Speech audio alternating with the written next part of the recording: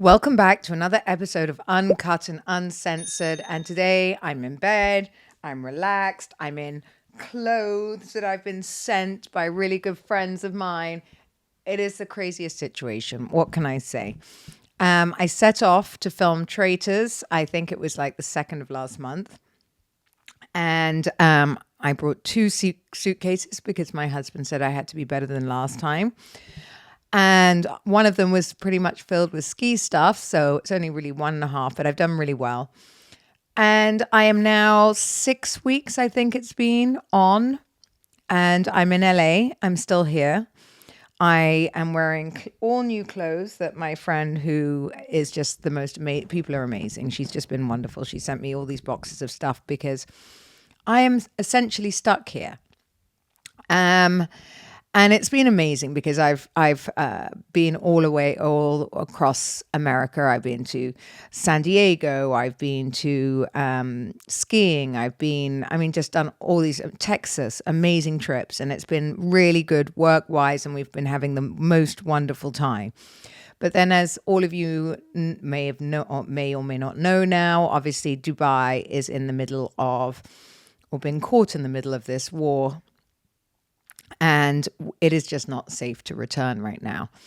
The airspace is actually closed for, especially from America to Dubai. And I keep getting asked these questions, which is just driving me a little bit nuts. Number one, why am I not going back? I want to go back to Dubai. Dubai's been my home for nearly 12 years, actually.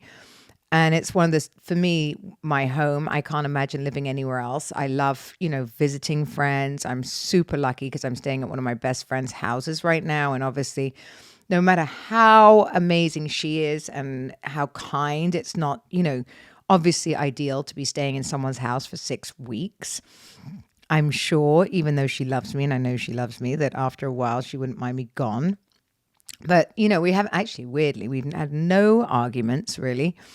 She's been amazing, and it really shows you what kind of friends you have when these things happen as well, because, obviously it's out of my control, and every time I book a flight, it gets moved. And, and I'm just, and also the goalposts are moving because it's such an uncertain time for people. So it makes you reflect on many, many things. Number one, obviously, I know I'm in a fortunate position. I really do, and I'm sure there are people out there that are stuck in worse positions than me right now. But what it does do is force you to sort of, reassess everything. I know that people are second guessing choices and like, will I feel okay to go back to the Middle East, and understanding the region you live in. And, honestly, I've been here and I love America too. I really do, because it's given me, it is the land of opportunity. I work here. It's given me so many good opportunities and memories and things like that. But I don't consider it safer than living where I live, the Middle East. In fact, I would say the Middle East where I am is still safer than America today. The one thing I am lucky is I've got great friends here, and we're in a position, we've been friends 15 something years. And so all my friends, if you do something like this, you're always like, okay, I would be the same. You would never leave your girlfriend or your friends out when you're stuck in situations like this. It could happen to any of us. Luckily, I think when it first happened and the conflict sort of arose, my sons were at home without me or my ex-husband, which wasn't ideal. And that was something that obviously really worried me because, although they're teenage boys, and teenage boys are like, they're ultra cool about this kind of stuff. Like, oh, mom, what are you worried about? Don't, chill out. It's just another drone attack. On the one hand, I was really pleased because obviously I didn't want them to understand or gauge the severity of that. On the other hand, like, they were so cool about it that I wanted to actually no, I need you to go home. I need you to stay there. I need you to, and of course, at the beginning it's kind of fun for the kids because they're like, oh, I'm not going to school, and I'm just going to hang out at home. But then, we're into, I think it's week 2 now, 2.5 weeks, and they haven't been really free to do stuff. They're not going to school, obviously. And although there has been no damage in Dubai, real damage in Dubai, it can't be much fun sleeping all night and getting, these alarms that go off on the phone to let you know that there's been another missile attack. And that's not, it's not good for your nervous system. It's not good for how all of these things. So, obviously I want all of it to end for everybody. And it's such a shame because, Dubai has given like so many people so many beautiful, beautiful opportunities. I built all my wealth back in the Middle East. And, I would not be where I am today without those opportunities that this country has given me. And I keep thinking these things like, it's the government paying you. The government doesn't pay me anything. I don't even know if the government particularly knows I exist at this point. But I'm definitely not paid to say all this. It is just the actual truth. Working in London and getting to where I was, there's always this sort of feeling of like, oh, she was handed it. She didn't work for it. She's lucky. And that just doesn't exist in the Middle East. I mean, obviously, I think I've proved to everyone because when I got to the Middle East, I didn't know anyone. So no one's giving me a hand up. No one's, making it easy for me, and no one's handing me anything. So, and it was at the end of my court case and the end of my marriage. So I didn't have, real money left. I had assets that I couldn't sell, but I didn't go with like these massive a pot of money and start the businesses. And so I have started from nothing really, essentially, in the Middle East. And I am more successful today than I ever been. And I told you, we're now developing over $50 million worth of real estate with people that we've met there or have invested with us there. All my businesses are there, my hair salon that I've just opened, again, it was something I completely underrated for myself. I just got on and did it, and I took one step at a time. My retreats, all of these things, I started everything there. And, what did it give me? Maybe it gave me time. It gave me energy because I didn't have to, give half of my money away to tax. I didn't have to worry about these things. So I had excess money to start businesses as I worked. People saw me in a different light because I was having a new life over there. So I didn't have any people didn't have preconceived ideas of me. People gave me a chance. People welcomed me. People gave me, if I asked questions on how to do stuff or, said what I wanted to build, people introduced me to the right people. Networking over there is unbelievable. So yes, I'm very, very attached to the city. So no, I won't be moving even after this. My home is there. My children are there. My life is there. I love it. I really love waking up in the sun. I love the way it makes me feel. I love the opportunity that gives me to, be my best self. All my business partners now I met within the Middle East. And, I think what it has done, again, this time, my animals are there, my home, my beautiful home that I love. I feel like I'm going home to maybe a different Middle East, maybe where maybe things will slow down a bit, but I actually don't think that's bad. I think there needed to be a little bit of a correction because everybody was coming and when that happens, you get the good, the bad, and the ugly. And, I think some of the ugly needed to go, and, I'm not unhappy about that. Also, not to mention the traffic. So, I think that it will be, I'm not worried about what life looks like. I'm not worried about, money and things like that here. I'm actually, looking at the financial side of what this is doing. I mean, I'm in a house, so I'm quite relaxed. I'm not having to spend crazy money on hotels every night, which I can't imagine if you are stuck somewhere and you have to do that. I'm booked on the next week to go back, but it looks like I have to be in London anyway at the end of the month. So I'm thinking to extend now and go back via London and film, a bit of Real Housewives again with Juliet and Amanda and, see the girls and do that. And then I want to it's my 50th, or it's going to be my 50th in April. So, that kind of got kaput too, because I had planned the biggest party, and it was kind of like a really big deal for me to do my 50th for so many reasons. One, because 50 is a milestone, and obviously I feel great. And where I am in life, I had all the people I cared about coming. I had amazing singers. I had the perfect venue. I had caviar and balls. I had it was just going to be amazing. Denim and diamonds. And I'm now going to have to move it till September, I think. But I had friends that were coming in just for one night, that were flying, and they had a wedding the next day. They were going to fly in and fly straight out. And it just, I had about 190 people due to come. And I really wanted to celebrate with everyone, my family, my friends, and also my achievements, just because, again, I feel like I finally got myself into an amazing place. It has been such a long time where I haven't had to worry about me and worry about, how I'm going to do things. And like the hustle is not, the hustle's not crazy. It's relaxed and it just flows. And, it's amazing when you get into that groove. And I think, I wanted to just, and I can spend the money. I can spend all the money I wanted on the party. And I was really going all out. I'd paid for the venue. I was about to do all the, all the amazing decor and all the just everything. I was so excited to do it, and to do it for my friends even. And just to give like the party of the year, and everybody was so into it. So that's a little sad. But, again, my husband's cheered me up because I know he got me an amazing, amazing 50th birthday present. So I'm just going to look forward to that.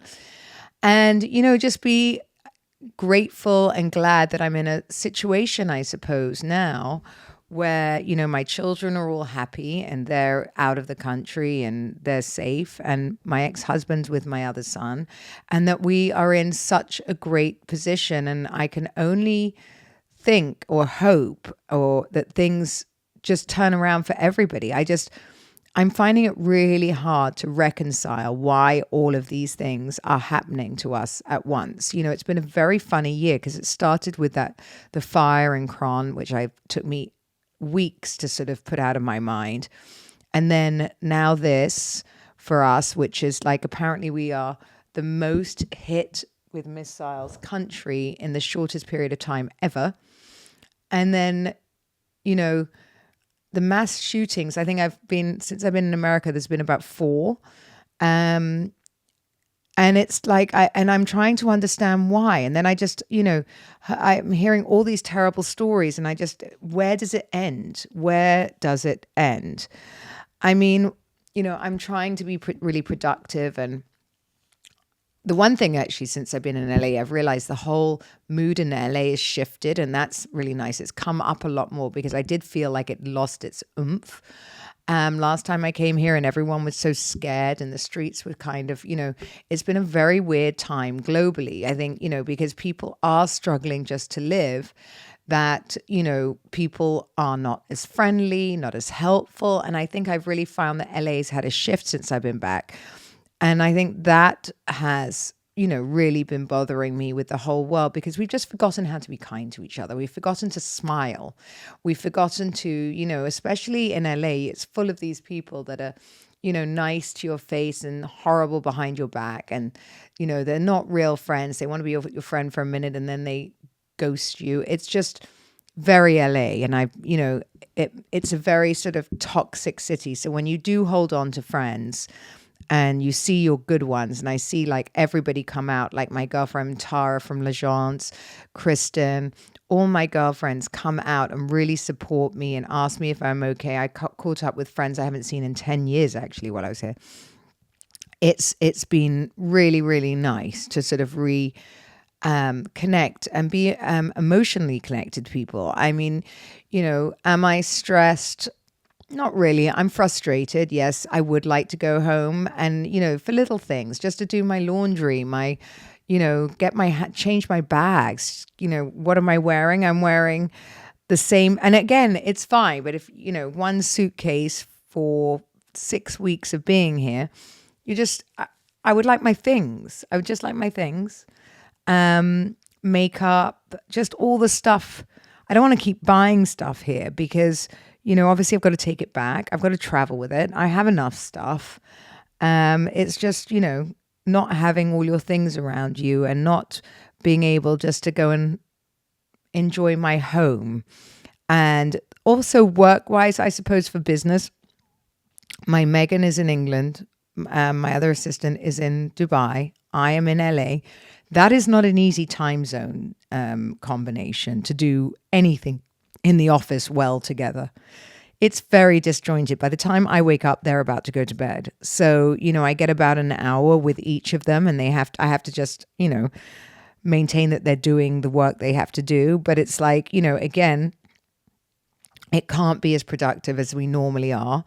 And I'm about to launch 3 more of these retreats. I did my retreat, which was spectacular. And now, we're just hiring another girl to help with the retreats, actually, because we just need someone full time. Because, again, I think even just looking at where I am and what's happened now to me, I think I've realized it's more important now more than ever to connect with other women, to connect with people, and to make people feel like they're part of a community, because this is very isolating when this happens. People sort of go into their own shell and people only worry about themselves. And I think it's important to let people know that you care and not to forget. And, I've really been trying to turn my negative into a positive since I've been here. So I'm like going on all these radio shows. I've done tons of podcasts. I've been, working on Bali. And I'm speaking to all my friends. I canceled the rest of my European tour I was meant to do. But, again, I'm trying to also be kind to myself. I'm doing like red light, saunas. I'm going to the gym. I'm trying to take my time and, spend time focusing on what my next, few months look like. I've made a promise to myself. I am not going to be traveling again for a while. I need to stay home. I need to focus. I need to, kiss my poor puppy that's broken its foot and be with my dogs and really appreciate where I'm from and what I'm doing. I'm at least, again, as I said, I'm not in a terrible position because my kids are fine. I'm fine. Work is still continuing. And that's another thing, because you just don't know whether people are going to panic and pause and not want to work or not want to do anything right now. And also, if you are like somebody who gets scared easily or panics easily or has anxiety, this is bound to bring it out. And I think the most important thing is to check on each other and to make sure everybody, feels okay, because it's a very uncertain time for everybody. I don't care where you are, whether you're in Europe, whether you're in America, at some point, everybody's connected to this, with all the things that are going on, and it's causing markets to crash. It's causing, oil prices to rise. It's causing, so many different things to go on, housing markets to crash. And I think we just have to sit tight for a minute and remind ourselves this has only been 2 weeks and not to panic. It's like, no knee-jerk reactions. I think, these kind of things require a little bit of time, a little bit of, that age-old saying, you can't stress out of something that you can't change. And, instead of like freaking out and panicking and for my children as well, when I speak to my children, I keep incredibly positive. I'm like we make jokes and we have fun and we giggle, and my kids are, oh, mum, I haven't seen you for a month, but we're on, it's a bit longer than a month now. And by the time I get back from London, it might even be 2 months. So, that's the longest I've ever been separated from them ever. So, I'm checking in things like, how I FaceTime them every day. I still, if they want to go shopping, I shop with them via video call and all of this, but they understand. Everybody understands. There are just certain times of our lives where we just have to get on with it and have a stiff upper lip and attitude, right? It's how you handle things in life, which maketh the person. It really is. And so again, I'm taking meetings, I'm meeting, PR companies, agencies that maybe I wouldn't have had time to, branding partners. I'm thinking of all the things that I would have to do or want to do on another trip. I'm just packing them in and getting it done while I'm here. And, just thinking about how I'm going to grow the retreats over the next year and thinking about what my life's going to look like and, how Bali's coming along and how Zanzibar's coming along and, all the amazing things I've got to look forward to. And I think that gets you through another day. I think that just gets you through another day. I think if you sit at your house and you panic about what the world's going to look like, it's a very scary place to be. But I think if you focus on what the world might look like to you and what you can do to get on, then it can be pretty amazing. And, like anything in life, I'm sorry, I know, however hard and awful it is for anyone out there, this too shall pass. It always does. It will pass. It will end. And, when it does, that's when we're all going to prosper again. And you just have to be ready. You have to be absolutely ready. And your mental, what do you say it? You have to be mentally prepared, mentally prepared to take your best foot forward, because those are the people that do the best, that are ready straight out of the gate to pick up and start exactly where they left off, and that's it. And not give up. And we owe it to everybody and to ourselves to come out of this bigger and better.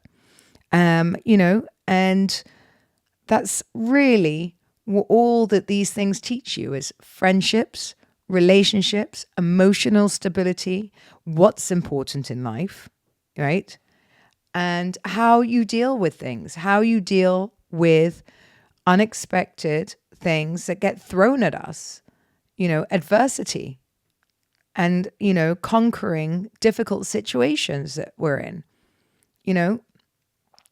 Is it worth me booking myself on every flight every day? No, it's not. I can't. When I'm told I can go, I'll go. There's no point showing up at the airport making a fuss. It is what it is, And that's just the way I've learned to get through life now.